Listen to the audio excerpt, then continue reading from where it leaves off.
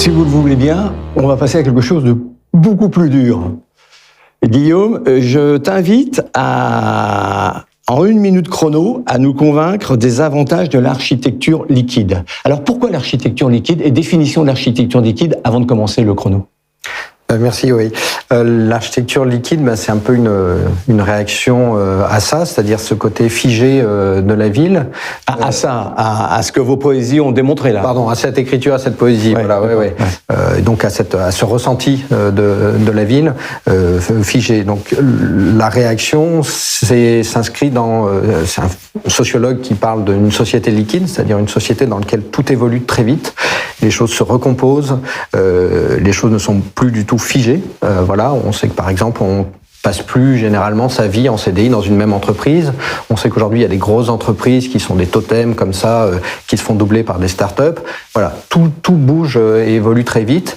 Et donc, l'idée d'architecture liquide, c'est une réponse à ça. C'est comment on inscrit l'architecture, qui est plutôt quelque chose de figé, d'immobile, on parle d'immobilier, en réaction ou dans un contexte de société qui évolue, elle, beaucoup plus vite. On y va ? Eh ben, on va essayer. On y va. On fait 1 minute pour convaincre Pierre-Jean, pour me convaincre, pour convaincre les gens qui regardent la vidéo. Tony, on envoie le décompte ? En réponse à cette haine de l'urbain, cet urbain figé, on a, nous, à l'agence Moon Architecture, développé une architecture qu'on a baptisée liquide. C'est-à-dire que c'est une architecture qui est évolutive. Les bâtiments qu'on conçoit peuvent être transformés, ça soit du logement, ça peut devenir de l'équipement, ça peut devenir des bureaux. Une architecture réversible, c'est-à-dire qu'on conçoit des bâtiments qui sont de vrais bâtiments, qu'on met en place, qui répondent à toutes les normes, mais qu'on peut aussi déplacer et réimplanter sur un autre site. On conçoit des bâtiments qui peuvent évoluer aussi, donc là aussi s'adapter aux demandes et aux besoins, donc on peut diminuer ou augmenter leur volumétrie. Et à travers cette idée d'architecture liquide, c'est aussi s'intégrer dans une époque, c'est aussi se dire qu'on est capable de construire plus vite avec des matériaux biosourcés. Il reste 7 secondes. Faisant attention aux ressources. Voilà. Ah non, t'avais un crédit de 2 secondes. Bon, Convaincu ? Oui. D'accord. Moi, j'aurais une question. Quels sont les points durs ?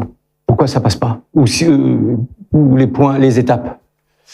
Oui, t'as pas eu le temps de développer dans ta minute. Tout à fait, même avec les 2 secondes. Ce qui est difficile aujourd'hui à concevoir, en fait, c'est le rapport à l'incertitude. C'est-à-dire que on a, je crois, tendance à se rassurer en concevant des bâtiments, c'est les 3 petits cochons, c'est la pierre, c'est quelque chose qui dure, etc.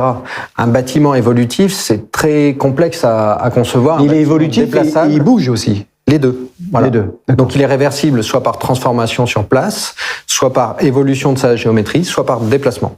Mais on peut le concevoir qu'au niveau du bâtiment, l'architecture liquide. On peut pas la concevoir au niveau... Est-ce que l'architecture liquide, on peut la concevoir au niveau d'un quartier ? On peut, tout à fait.